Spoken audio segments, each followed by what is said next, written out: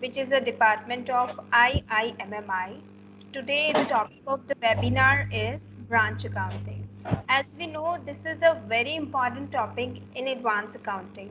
Sometimes we face that there are different methods.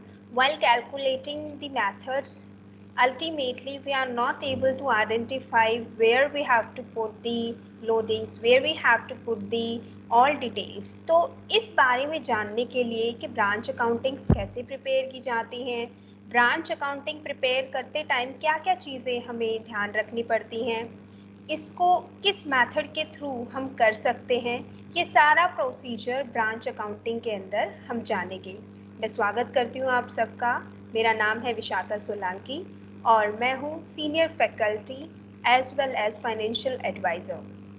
आज branch accounting के बारे में हम जो भी कॉन्सेप्ट समझने वाले हैं उसके लिए बहुत ज़रूरी है कि ब्रांच अकाउंटिंग, सबसे पहले ये देखना बहुत ज़रूरी है कि जो ब्रांच अकाउंटिंग है उसको प्रिपेयर करते टाइम बिजनेस कोई भी फर्म जब ओपन होती है वो अकेले नहीं होती, उसकी न्यूमेरियस ब्रांचेस जो होती हैं वो ओपन की जाती है। साथ में सभी ब्रांचेस जो अलग अलग एरियाज़ में होती हैं उन सब को कई बार हेड ऑफिस ही गवर्न और कंट्रोल करता है। जब वो हेड ऑफिस उन सब ब्रांचेस को कंट्रोल कर रहा होता है तो इस केस में बहुत सारे गुड्स, कैश, ये सब चीज़ें जो है वो ब्रांच को प्रोवाइड की जाती हैं। जितना भी कैश कलेक्ट करती है ब्रांच वो इन रिटर्न रिसीव किया जाता है by the head office. So it is very important to understand कि कैसे अकाउंटिंग ट्रीटमेंट किए जाएगा ब्रांच का। ब्रांच का अकाउंटिंग ट्रीटमेंट करने के लिए ऐसा हो सकता है कि ब्रांच को हेड ऑफिस कंट्रोल कर रहा हो तो वहाँ पे जो भी मेन ऑफिस है जहाँ से एडमिनिस्ट्रेशन, जहाँ से गुड्स सेंड किए जा रहे हैं, एडमिनिस्ट्रेशन और मैनेजमेंट कंट्रोल कर रहा है उस ब्रांच को, उसे हेड ऑफिस कहा जाता है। यहाँ पे हम कुछ ट्रांजेक्शन्स देखेंगे कि कैसे ब्रांच अकाउंट के अंदर अलग अलग ब्रांचेस की अलग अलग अकाउंट्स मेंटेन किए जाते हैं, लेकिन ये सब अकाउंट्स जो हैं वो हेड ऑफिस ही मेंटेन करता है। ये किया क्यों जाता है, क्या पर्पस होता है इसका?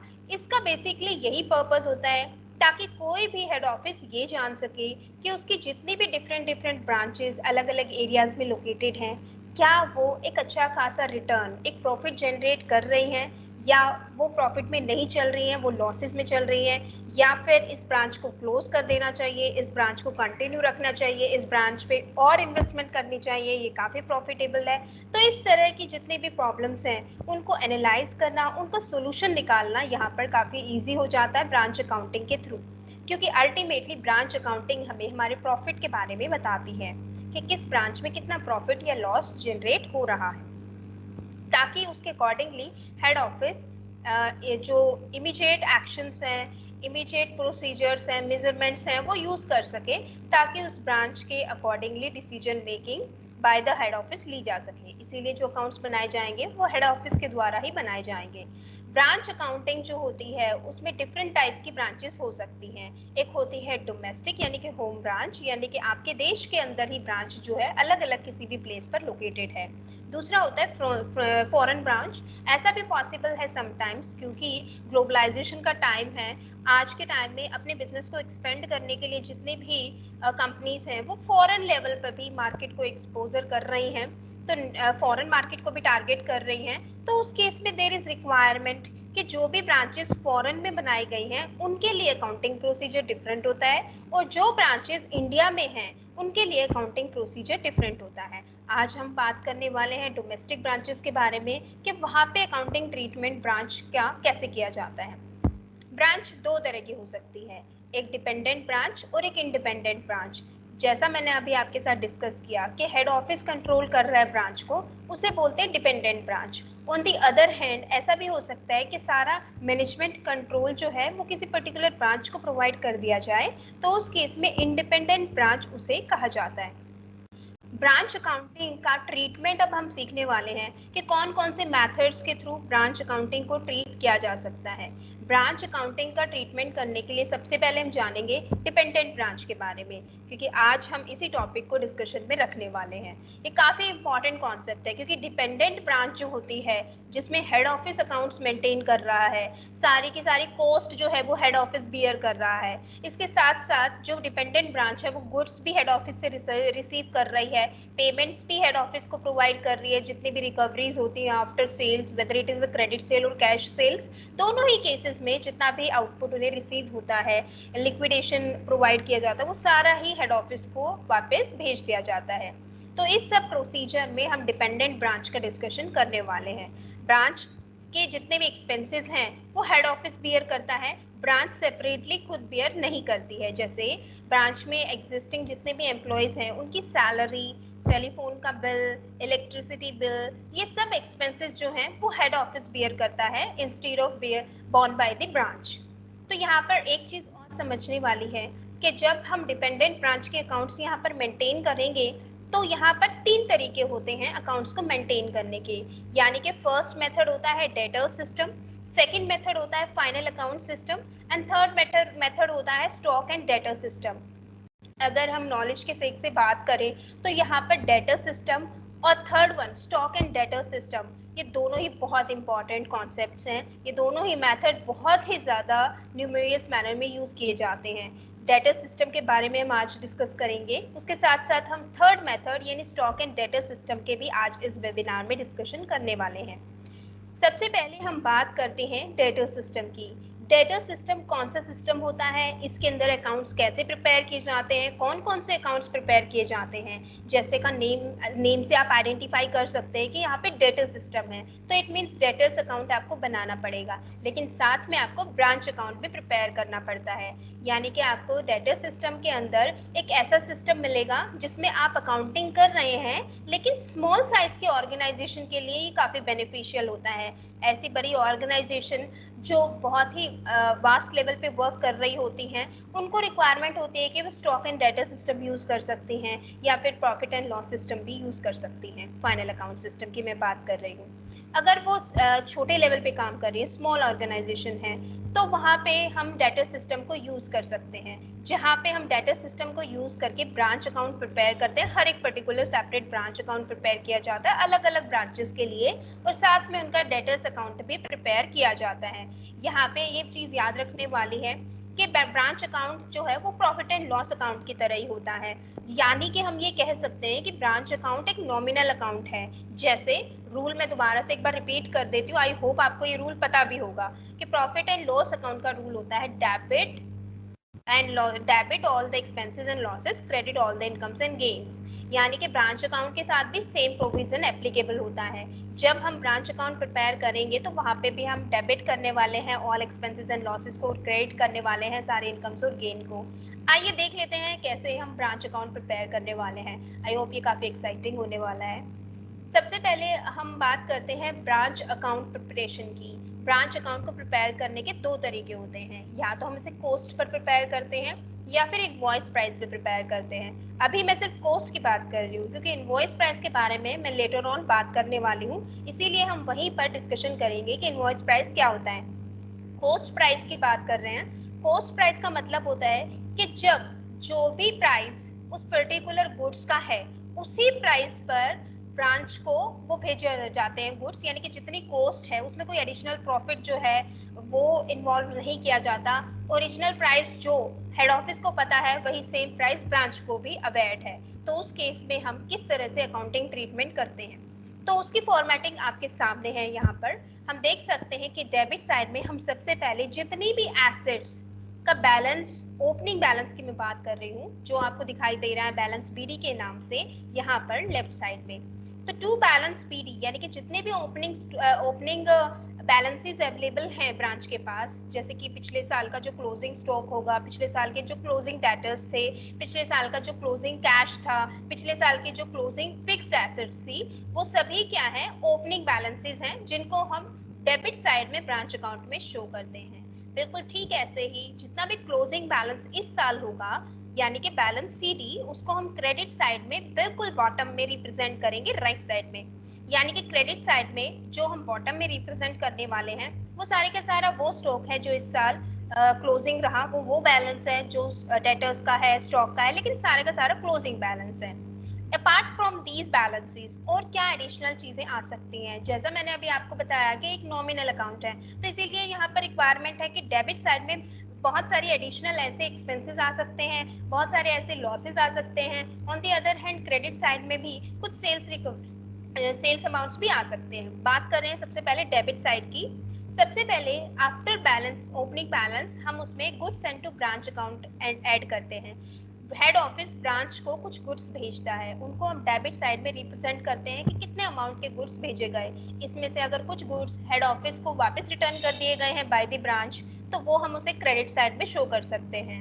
उसके बाद आता है कि जितने भी कैश रेमिट किया गया एक्सपेंसेस को मीट करने के लिए बाय द हेड ऑफिस, तो उसे टू बैंक अकाउंट करके हम रिप्रेजेंट कर रहे हैं। क्योंकि हेड ऑफिस ये अकाउंट्स मेंटेन कर रहा है, इसीलिए हम उसका नेम मेंशन नहीं कर सकते हैं। वो जितने भी एक्सपेंसेस जो है वो बियर कर रहा है, उसको टू बैंक अकाउंट करके, क्योंकि बैंक अकाउंट जो है वो रिड्यूस हो रहा है, एक्सपेंसेस को हम डेबिट साइड में शो करते हैं नॉमिनल अकाउंट के, तो इसीलिए हम टू बैंक से कैश रेमिटेड फॉर एक्सपेंसेस, जितना कैश भेजा गया by the head office to branch के सभी एक्सपेंसेस आप मेंटेन कर लीजिए, मैनेज कर लीजिए इस कैश के थ्रू, वो सारे यहाँ पर रिप्रेजेंट किए जाते हैं डेबिट साइड में।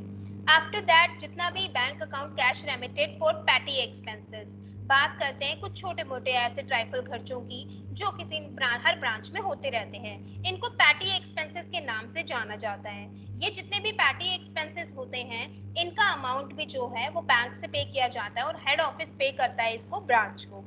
उसके बाद हम बात करते हैं क्रेडिट साइड की। क्रेडिट साइड की अगर आप बात करेंगे तो ठीक ऐसे ही जितनी भी लायबिलिटीज होती हैं, क्योंकि यहाँ पे जो ओपनिंग बैलेंस हमने डालना है डेबिट में वो एसेट्स का आने वाला है, जबकि क्रेडिट साइड में जितना भी ओपनिंग बैलेंस आने वाला है वो लायबिलिटीज का आने वाला है। यानी कि लायबिलिटीज जितनी भी ब्रांच से रिलेटेड है, वो सभी लायबिलिटी, जैसे कोई आउटस्टैंडिंग लायबिलिटीज हो गई, कोई लोन है, इस तरह की जो भी लायबिलिटीज है ब्रांच की, वो सभी क्रेडिट साइड में उनका ओपनिंग बैलेंस एंटर किया जाता है। उसके बाद बिल्कुल उसके अपोजिट में, यानी कि डेबिट साइड के बिल्कुल बॉटम में, हम लायबिलिटी साइड जो लायबिलिटीज है उनका क्लोजिंग बैलेंस जो है वो एंटर कर देते हैं। आप देख भी सकते हैं कि टू बैलेंस बीडी करके हमने ब्रांच लायबिलिटीज को रिप्रेजेंट किया है। ठीक ऐसे ही उसके बाद जब हम लायबिलिटीज का ओपनिंग और क्लोजिंग बैलेंस जो है वो एंटर कर देते हैं, उसके बाद अगर कोई स्टॉक जो है गुड्स रिटर्न किए गए हैं by the branch to the head office, उसको हम एंटर करेंगे। अगर नहीं है किसी प्रॉब्लम में गिवन तो आप मत एंटर कीजिए।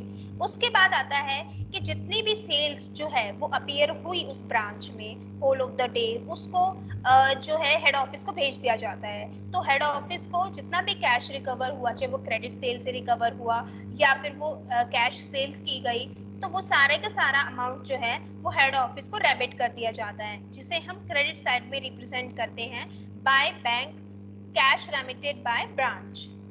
ताकि बैंक अकाउंट इसलिए रिप्रेजेंट किया जाता है क्योंकि बैंक अकाउंट इंक्रीज हो जाता है जैसे ही अमाउंट रिसीव होता है। उसके बाद दोनों ही साइड्स यानी डेबिट और क्रेडिट दोनों ही ब्रांच की साइड्स का टोटल किया जाता है ब्रांच अकाउंट की। उसके बाद कोई एक साइड या तो डेबिट या क्रेडिट एक्सेस करती है। अगर डेबिट साइड एक्सेस कर रही है तो क्रेडिट साइड में general profit and loss account के नाम से एंट्री की जाती है और लॉस रिप्रेजेंट होता है। ऑन दी अदर हैंड अगर क्रेडिट साइड एक्सेस करती है तो फिर से डेबिट साइड में general profit and loss account profit symbolise होता है, यानी कि यहाँ पर प्रॉफिट अपीयर होता है अगर क्रेडिट साइड इंक्रीज कर रही है। ये पूरी डिटेल हम ब्रांच अकाउंट के अंदर मेंशन करते हैं जब हमारी ब्रांच अकाउंट हम पोस्ट प्राइस पे बना रहे हैं। डेटा सिस्टम है।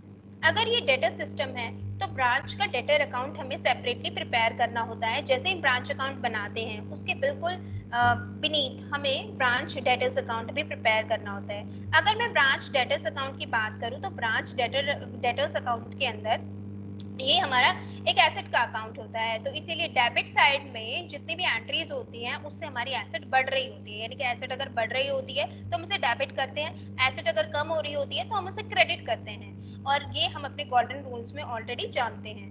तो जब हमारी एसेट डेटर्स बढ़ेंगे तो वो डेबिट होंगे, जब हमारे डेटर्स कम होंगे उन सब रीजंस को हम क्रेडिट करने वाले हैं। सबसे पहले मैं बात करूंगी कि हमें एसेट्स का हमेशा डेबिट ओपनिंग बैलेंस होता है, तो इसीलिए हम डेबिट साइड में ओपनिंग बैलेंस डेटर्स का डालने वाले हैं। उसके बाद हम देखेंगे कि किन किन रीजंस की वजह से डेटर्स जो है वो इंक्रीज हो रहे हैं। मैं जानती हूँ कि आप इस चीज को डेफिनेटली समझ चुके होंगे कि डेटर्स कब इंक्रीज होते हैं, जब हम उनको क्रेडिट सेल्स करते हैं, क्योंकि डेटर्स वो पीपल होते हैं जिन्होंने हमसे क्रेडिट में परचेज किया होता है और हमें उनसे अमाउंट जो है येट टू रिकवर करना है। तो उस केस में हम जितने भी क्रेडिट सेल्स क्वेश्चन में गिवन है, प्रॉब्लम में गिवन है, हम उस क्रेडिट सेल्स को यहाँ पे डेबिट साइड में मेंशन करेंगे, क्योंकि वो अमाउंट है जिससे हमें कैश अभी रिकवर नहीं हुआ, इस सेल से हमारे डेटर्स बढ़ गए हैं, इसीलिए हम डेटर्स के डेबिट साइड में डेटर्स अकाउंट में ये एंट्री करने वाले हैं। To branch stock account bracket में हम जरूर मेंशन करेंगे कि क्रेडिट सेल्स है। उसके बाद बात करते हैं क्रेडिट साइड की, वो रीजंस जानने की कोशिश करते हैं जिससे ब्रांच डेटर्स अकाउंट कम हो रहा है। इसके बहुत सारे रीजन हो सकते हैं। अगर डेटर्स से कैश रिसीव हो गया है तो हमारे डेटर्स जो हैं वो रिड्यूस हो जाते हैं। अगर उन्होंने हमसे जो गुड्स लिए थे वो वापस रिटर्न कर दिए तो भी हमारे डेटर्स रिड्यूस हो जाएंगे। अगर डेटर्स ने मना कर दिया कि हमारे पास पैसा नहीं है और हमारा अमाउंट बैड डेट्स हो गया तो भी डेटर्स कम हो जाएंगे। अगर हमने अपने डेटर्स को कोई अलाउंसेस दे दिया तो भी डेटर्स कम हो जाएंगे, डिस्काउंट प्रोवाइड कर दिया तो भी डेटर्स कम हो जाएंगे, और एंड में हम डेटर्स का जो भी क्लोजिंग बैलेंस है वो मेंशन करेंगे। इस तरीके से हम ब्रांच डेटर्स अकाउंट प्रिपेयर करते हैं। ब्रांच डेटर्स अकाउंट प्रिपेयर करने के बाद और ब्रांच अकाउंट बनाने के बाद ये सारी स्टोरी हमारी डेटर्स अकाउंट से रिलेटेड थी, यानी कि हमारा डेटर्स सिस्टम जिसके अंदर मैं अभी बात करी थी, दो ही अकाउंट्स हमें प्रिपेयर करने होते हैं, तो ये काफ़ी इजी अकाउंटिंग ट्रीटमेंट होता है स्मॉल ऑर्गेनाइजेशंस के लिए। लेकिन बात करेंगे स्टॉक एंड डेटर सिस्टम की। स्टॉक एंड डेटर सिस्टम जो हमारा एक बहुत ही इम्पॉर्टेंट सिस्टम है, लेकिन उससे पहले मैं आपको इन्वॉइसिंग का कॉन्सेप्ट भी बताने वाली हूँ। यानी कि जब आप ब्रांच अकाउंट प्रिपेयर कर रहे थे तो मैंने आपको उसे कोस्ट पर रिप्रेजेंट करने के लिए कहा था, क्योंकि एज पर द रिक्वायरमेंट। लेकिन कई बार कोई भी प्रॉब्लम आपके सामने आती है, कोई भी क्वेश्चन आता है, तो उसमें हम देखेंगे कि कई बार इनवॉइसिंग पे गुड्स को भेजा जाता है। कई बार हेड ऑफिस नहीं चाहता कि एक्चुअल कॉस्ट ब्रांच को पता चले, ब्रांच मैनेजर की नॉलेज में आए, तो इसीलिए वो एक्चुअल कॉस्ट को हाइड कर देता है और उसकी जगह पर इनवॉइस प्राइस तैयार किया जाता है, यानी कॉस्ट प्लस प्रॉफिट मार्जिन, और दोनों को ऐड करके, मान लीजिए किसी गुड्स की कॉस्ट 100 रुपीज है और उस पर प्रॉफिट मार्जिन 20 रुपीज डाला गया, तो इसीलिए 120 रुपीज इनवॉइस प्राइस बनकर तैयार हो गया। 120 रुपीज जो है वो ब्रांच को इन्फॉर्म किया गया, लेकिन ब्रांच को ये नहीं पता कि कॉस्ट प्राइस क्या है। इसीलिए अब जब हेड ऑफिस अकाउंट्स मेंटेन कर रहा है तो अगर वो 120 पे शो करेगा तो उनके अकाउंट्स रॉन्ग इन्फॉर्मेशन प्रोवाइड करेंगे। तो मेक इट करेक्ट करने के लिए रिक्वायरमेंट होती है कि इनवॉइसिंग पर ब्रांच अकाउंट को प्रिपेयर किया जाए, जिसकी वजह से जो भी लोडिंग का अमाउंट है, यानी कि जो एक्सेस अमाउंट है, उसको अपोजिट डायरेक्शन में डाल दिया जाए, यानी कि अपोजिट साइड में डाल दिया जाए। अगर कोई एंट्री क्रेडिट में की गई थी 120 से, तो 20 की लोडिंग डेबिट में डाल दी जाए और वैसे वर्सा कर दिया जाए। तो इसकी वजह से क्या होगा, अल्टीमेटली वो अमाउंट सेट ऑफ हो जाएगा और हमारे पास एक ट्रू फिगर रिप्रेजेंट होगी अकाउंट में। तो इसीलिए इनवॉइस प्राइस मेथड यूज किया जाता है। इसमें सेम एंट्रीज वैसे ही होती हैं जैसे कॉस्ट में की जाती है, जैसे अभी हमने किया था। तो कॉस्ट मेथड के अकॉर्डिंगली ही सारी एंट्रीज करनी है, वही लायबिलिटीज और एसेट्स को शो करना है डेबिट क्रेडिट में, ओपनिंग और क्लोजिंग बैलेंस को। इसी तरीके से डेबिट में सारे एक्सपेंसेस शो करने हैं, क्रेडिट साइड में सारी इनकम्स वगैरह शो करनी है। लेकिन अब बात आती है लोडिंग डालने की। अगर जहां जहां पे गुड्स की वैल्यू रिप्रेजेंट की गई है, यानी कि जैसे कि गुड्स भेजे गए हैं ब्रांच को हेड ऑफिस के द्वारा, तो वहां पे भी वो जो अमाउंट होगा वो इनवॉइस प्राइस पे होगा। इनवॉइस प्राइस पे अगर वो अमाउंट गिवन है तो उसकी लोडिंग फॉर श्योर हमें डेबिट क्रेडिट साइड में डालनी पड़ेगी। तो क्रेडिट साइड में हम उसकी लोडिंग को रिप्रेजेंट कर सकते हैं गुड्स एंड टू ब्रांच के नेम से। लेकिन ठीक ऐसे ही अगर ओपनिंग या क्लोजिंग बैलेंस है और अगर उसको भी इनवॉइस प्राइस पे दिखाया गया है तो उसकी लोडिंग भी अपोजिट साइड में आती है, तो उसको हम स्टॉक रिजर्व के नाम से दिखाते हैं। आप देख सकते हैं डेबिट साइड में रेड कलर से स्टॉक रिजर्व और क्लोजिंग स्टॉक दिखाया गया है, यानी कि जो क्लोजिंग बैलेंस एसेट्स का, यानी कि स्टॉक का जो क्लोजिंग बैलेंस क्रेडिट साइड में दिखाया गया था, उसकी लोडिंग जो है वो डेबिट साइड में शो की गई है स्टॉक रिजर्व और क्लोजिंग स्टॉक के नाम से। ठीक है, ऐसे ही जो ओपनिंग बैलेंस स्टॉक का दिखाया गया था उसकी लोडिंग रेड कलर में आप देख सकते हैं क्रेडिट साइड में शो की गई है। तो इस तरीके से हम लोडिंग के थ्रू इनवॉइसिंग को रेक्टिफाई करके एक true and fair branch account prepare कर सकते हैं। उसके बाद नेक्स्ट बात करने वाले हैं हम एक बहुत इंपॉर्टेंट कॉन्सेप्ट की, स्टॉक एंड डेटर सिस्टम की। स्टॉक एंड डेटर सिस्टम बहुत इंपॉर्टेंट सिस्टम होता है, क्योंकि इस सिस्टम के जो है जितनी भी बड़ी बड़ी ऑर्गेनाइजेशंस होती हैं, ये काफी पॉपुलर सिस्टम है। ये मेथड जो है वो न्यूमेरियस ऑर्गेनाइजेशंस यूज करते हैं, क्योंकि ये काफ़ी एनालिटिकल मेथड होता है। और इस मेथड के थ्रू जब हम कोई भी ब्रांच के अकाउंट्स मेंटेन किए जाते हैं तो वो काफ़ी सफिशिएंट इंफॉर्मेशन देते हैं। लार्ज स्केल पर काम करने वाली ऑर्गेनाइजेशन जिनकी बहुत सारी ब्रांचेस हैं, उनके लिए स्टॉक एंड डेटा सिस्टम काफ़ी इफेक्टिव होता है। स्टॉक एंड डेटा सिस्टम के अंदर हम बहुत सारे अकाउंट्स प्रिपेयर करते हैं। बात करते हैं कौन कौन से अकाउंट्स प्रिपेयर किए जाते हैं। स्टॉक एंड डेटा सिस्टम के अंदर हम सबसे पहले ब्रांच स्टॉक अकाउंट बनाएंगे, ब्रांच डेटर अकाउंट बनाएंगे। ब्रांच डेटर अकाउंट बिल्कुल वैसे ही बनेगा जैसे हमने डेटर्स अकाउंट में बनाया था, तो इसलिए वो हम ऑलरेडी सीख चुके हैं। उसके बाद ब्रांच एक्सपेंसेस अकाउंट हम बनाने वाले हैं, ब्रांच एडजस्टमेंट अकाउंट बनेगा, फिर branch profit and loss account बनाएंगे, और उसके बाद एंड में बनता है goods and to branch account. यानी कि 6 अकाउंट प्रिपेयर करना स्टॉक एंड डेटा सिस्टम को पूरा explain. Stock and data system के अंदर जो जो अकाउंट्स हम प्रिपेयर करने वाले हैं, चलिए उनके बारे में वन बाय वन बात कर लेते हैं, उनको समझ लेते हैं कि किस तरीके से उनको बनाया जाता है। स्टॉक एंड डेटा सिस्टम के अंदर सबसे पहले अकाउंट जो बनाया जाता है उसे कहते हैं branch stock account. Branch stock account prepare करते टाइम हमें सबसे पहले ये जानना जरूरी है कि स्टॉक अकाउंट जो है वो हमारा एसेट अकाउंट है।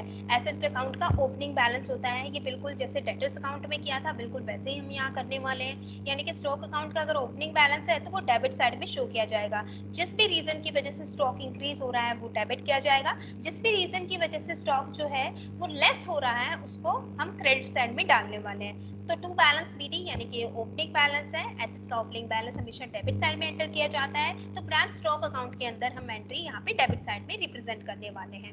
उसके बाद कुछ स्टॉक जो है वो हेड ऑफिस ने ब्रांच को भेजा है, तो जो भी स्टॉक हेड ऑफिस ने ब्रांच को भेजा है उससे हमारी ब्रांच का स्टॉक बढ़ गया है, तो इसीलिए उसकी एंट्री भी हम डेबिट साइड में करने वाले हैं to goods and to branch account के नाम से। अगर कुछ भी सेल किया गया था बाय द ब्रांच कस्टमर को और कस्टमर ने वो गुड्स रिटर्न कर दिए हैं, तो कस्टमर से जो गुड्स रिटर्न हुए हैं उससे भी स्टॉक वापस ब्रांच का बढ़ गया है, तो इसलिए हम फिर से उसे डेबिट करने वाले हैं टू सेल्स रिटर्न के नाम से।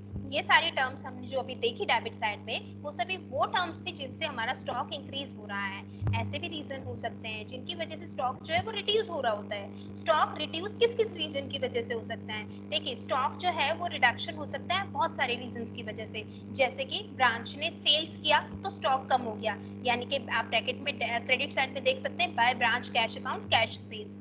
ठीक है, ऐसे ही अगर डेटर्स क्रिएट हुए और क्रेडिट सेल किया गया तो भी स्टॉक चला गया, क्योंकि वो अब कस्टमर के पास पहुंच चुका है, हमारे यहाँ से जा चुका है, ब्रांच के पास अब वो अवेलेबल नहीं है, तो फिर से हम बाय ब्रांच डेटर्स अकाउंट करके एंट्री करने वाले हैं। अगर कुछ स्टॉक जो हेड ऑफिस ने ब्रांच को भेजा था और वो any of the reason branch ने वापस कर दिया, वो फॉल्टी था या कोई भी और रीजन था डिफेक्टिव था, तो उस केस में ब्रांच जो है उसको एंटर करने वाले क्रेडिट साइड में रिटर्न बाय ब्रांच, क्योंकि वो स्टॉक चला गया है।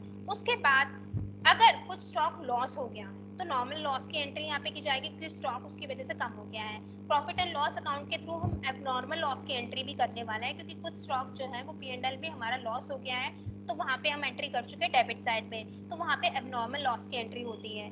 नॉर्मल लॉस और एबनॉर्मल लॉस दोनों किसी भी ऑर्गेनाइजेशन में हो सकते हैं। गुड्स को जब ट्रांजिट में रखा जाता है वो ट्रांजिट हो रहे होते हैं, ब्रांच तक पहुंचते हैं, तो हो सकता है कुछ गुड्स जो हैं वो नॉर्मल और एबनॉर्मल लॉस हो जाता है, तो इसीलिए उनकी एंट्री हम ब्रांच स्टॉक अकाउंट में क्रेडिट साइड में करते हैं। इसके बाद हम फाइनली शॉर्टेज और सरप्लस कैलकुलेट करते हैं। ब्रांच का जो भी स्टॉक का क्लोजिंग बैलेंस है वो भी हम क्रेडिट साइड में एंटर कर देते हैं और दोनों ही साइड का टोटल करते हैं। दोनों ही साइड का टोटल करने के बाद एक चीज और हमें एंटर करनी होती है, जो भी हमारा लोडिंग का अमाउंट था, यानी कि आए एडजस्टमेंट अकाउंट, क्योंकि अभी हमने एडजस्टमेंट अकाउंट सीखना है, इससे नेक्स्ट हम एडजस्टमेंट अकाउंट के बारे में जानेंगे। एडजस्टमेंट अकाउंट की जो भी बैलेंसिंग फिगर आएगी उसको हम ब्रांच स्टॉक अकाउंट में लोडिंग के नाम से डालते हैं क्रेडिट साइड में।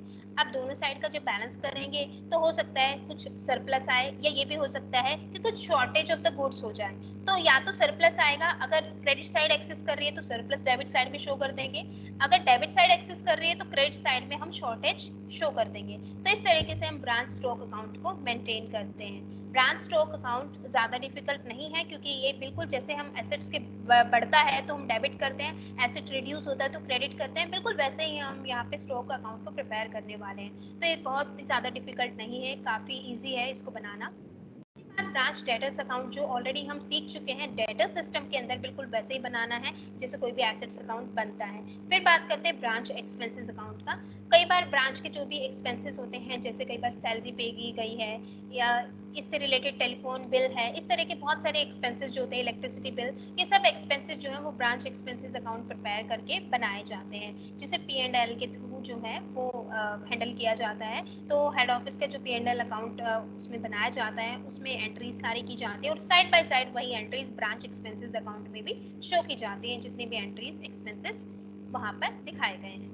उसके बाद बात करते हैं ब्रांच एडजस्टमेंट अकाउंट की। ब्रांच एडजस्टमेंट अकाउंट वो अकाउंट होता है जहां पे हम बेसिकली लोडिंग्स को डालते हैं। जैसा मैंने आपको बताया था कि हर बार ज़रूरी नहीं होता, ज़्यादातर मैक्सिमम कोशिश ये होती है कि हेड ऑफिस जब भी गुड्स ब्रांच को भेजता है तो इनवॉइस प्राइस पे भेजता है। इनवॉइस प्राइस पे अगर गुड्स को भेजा गया है तो उसमें ये चीज़ जाननी बहुत ज़रूरी है कि यहाँ पे जब इनवॉइसिंग की गई है प्राइस की तो लोडिंग ज़रूर आने वाली है। और लोडिंग के लिए जैसा हमने डेटर्स सिस्टम सीखा तो वहाँ पे ब्रांच अकाउंट के अंदर ही हम लोडिंग जो है वो इंसर्ट कर देते थे, डेबिट और क्रेडिट साइड में अपोजिट डायरेक्शन में लोडिंग डाल देते थे। यहाँ पे लोडिंग कहाँ आने वाली है स्टॉक एंड डेटा सिस्टम के अंदर? यहाँ पे लोडिंग आने वाली है ब्रांच एडजस्टमेंट अकाउंट में। जी हाँ, ब्रांच एडजस्टमेंट अकाउंट लोडिंग के लिए ही प्रिपेयर किया जाता है। इसके अंदर हम जितने भी गुड्स भेजे गए हैं हेड ऑफिस को, जितने भी उसने रिटर्न किए हैं, जितना भी ओपनिंग क्लोजिंग स्टॉक है, उन सब की लोडिंग जो है वो अपोजिट डायरेक्शंस में डाल देते हैं। मान लीजिए ओपनिंग स्टॉक जो है वो डेबिट में आया स्टॉक अकाउंट के, तो उसकी लोडिंग जो है वो हम क्रेडिट साइड में यहाँ ब्रांच एडजस्टमेंट अकाउंट में डाल देंगे, यानी कि बिल्कुल अपोजिट डायरेक्शन में उसकी लोडिंग आ जाएगी। बस फर्क इतना है कि ब्रांच अकाउंट जब प्रिपेयर कर रहे थे तो वहीं पे उसी अकाउंट के अंदर लोडिंग डाल रहे थे। यहाँ पे इनवॉइसिंग की लोडिंग जो है वो सेपरेट ब्रांच एडजस्टमेंट अकाउंट बनाने के बाद डाली जाएगी। फिर से लोडिंग डालने के बाद कुछ ना कुछ अमाउंट जो है वो हमारे पास आएगा लोडिंग ऑफ सरप्लस और लोडिंग ऑफ शॉर्टेज के नाम से। जो मैंने जब आपको स्टॉक अकाउंट बनाया था तो उसमें मैंने आपको बताया था कि स्टॉक अकाउंट प्रिपेयर करते टाइम वहीं पे ही हम देख सकते हैं कि ब्रांच एडजस्टमेंट अकाउंट का जो भी बैलेंस आ रहा है वो हमने ब्रांच स्टॉक अकाउंट में एंटर किया था, इसीलिए ये ब्रांच का बैलेंस वहां पे ट्रांसफर हो जाता है। उसके बाद बनाया जाता है branch P&L account. Profit and loss account में वो सारे एक्सपेंसेस शो किए जाते हैं, जैसे ब्रांच का जो एक्सपेंसेस का बैलेंस आएगा वो शो किया जाएगा। और ठीक ऐसे ही जो भी हमारा ब्रांच का स्टॉक सरप्लस आ रहा है वो यहाँ पे डाला जाएगा। ठीक ऐसे ही अगर ब्रांच स्टॉक अकाउंट की शॉर्टेज आ रही है वो यहाँ पे डाला जाएगा। और इस तरीके से ब्रांच एडजस्टमेंट अकाउंट का जो भी ग्रोस प्रॉफिट आ रहा है वो भी हम यहाँ पर एंटर करने वाले हैं। तो हम यहाँ पे ब्रांच का प्रॉफिट एंड लॉस अकाउंट जो भी हमारा यहाँ पे ऊपर वाले ब्रांच अकाउंट से निकलेगा वो जाएगा प्रॉफिट एंड लॉस अकाउंट में। और प्रॉफिट एंड लॉस अकाउंट के लिए वो हमारा बन जाएगा ग्रोस प्रॉफिट। और उसके बाद फिर से हम सारे एक्सपेंसेस की एडजस्टमेंट करने के बाद और शॉर्टेज और सरप्लस की एडजस्टमेंट करने के बाद नेट प्रॉफिट कैलकुलेट कर सकते हैं। ये हमारा नेट प्रॉफिट निकल कर आता है ब्रांच का नेट प्रॉफिट, काफी इंपॉर्टेंट होता है जिसके बेसिस पर हम कोई भी मैनेजमेंट डिसीजन मेकिंग ले सकती है कि ब्रांच कितना प्रॉफिट नेट प्रॉफिट जनरेट कर रही है, ब्रांच को एग्जिस्टिंग रहना है, ब्रांच को क्लोज करना है, ब्रांच को और ज़्यादा उसमें इन्वेस्टमेंट करनी है, और ज़्यादा उसको एक्सपेंड करना है। तो इस तरह के जो डिसीजन मेकिंग क्राइटेरियाज हैं वो यहाँ पर ज़रूरी हो जाते हैं लेने के लिए सिर्फ नेट प्रॉफिट के इवैल्यूएशन से। उसके बाद थोड़ा सा यहाँ पे ब्रांच एडजस्टमेंट को डिटेल में आपके सामने फिर से रखा गया है।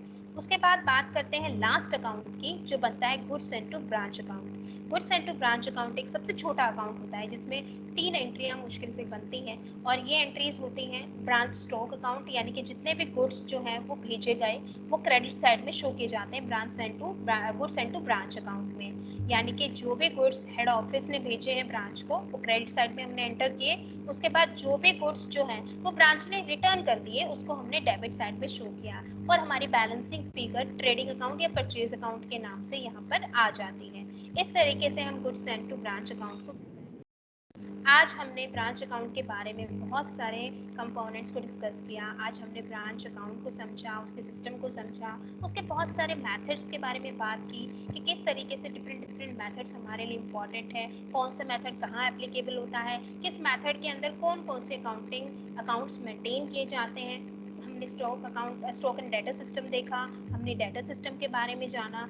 आई होप आपको दोनों ही मेथड बहुत पसंद आए होंगे और दोनों ही मेथड समझ में भी अच्छे से आ गए होंगे कि उनमें किस तरीके से अकाउंटिंग ट्रीटमेंट करना है। जब वो कॉस्ट पे गिवन है, जब वो इन्वॉइसिंग उनकी की हुई है, तो किस तरीके से हमें लोडिंग डालना होता है। तो ये सारा क्राइटेरिया जो है वो ब्रांच अकाउंटिंग सिस्टम के अंदर किया जाता है। ब्रांच अकाउंटिंग सिस्टम अगर प्रैक्टिस की जाए तो काफ़ी डिफिकल्ट नहीं होता, काफ़ी इजी सिस्टम है जिसको हम इजीली मेंटेन कर सकते हैं। ये काफ़ी यूजफुल भी है क्योंकि आज के टाइम में विदाउट ब्रांचेस कोई भी बिजनेस सर्वाइव नहीं कर सकता। उसको ब्रांचेस ओपन करने की रिक्वायरमेंट होती है, जहाँ पे भी लगता है उसको एक्सेस कस्टमर जो है एक्सेस करना है कस्टमर को, तो उनके नियर बाय वो ब्रांचेस जो हैं वो लोकेट कर देती हैं। इसीलिए ब्रांच अकाउंटिंग ट्रीटमेंट की और ज़्यादा रिक्वायरमेंट आज के टाइम में बढ़ती जा रही है, क्योंकि हेड ऑफिस को अपने सभी ब्रांच के अकाउंट्स मेंटेन करना रिक्वायर्ड होता है, ताकि वो असरटेन कर सके कि कितनी ब्रांचेस उसकी प्रॉफिट में चल रही हैं, कितनी ब्रांचेस जिसे क्लोज करना है जो लॉस में चल रही हैं। इस तरीके की डिसीजन मेकिंग में काफ़ी हेल्पफुल होता है ब्रांच अकाउंटिंग। आई होप आपको ब्रांच अकाउंटिंग अच्छे से समझ आया। इस वेबिनार में आज के लिए इतना ही, और नेक्स्ट वेबिनार में हो सकता है हम नेक्स्ट टॉपिक के साथ मिलेंगे। Thank you very much, that's all for today.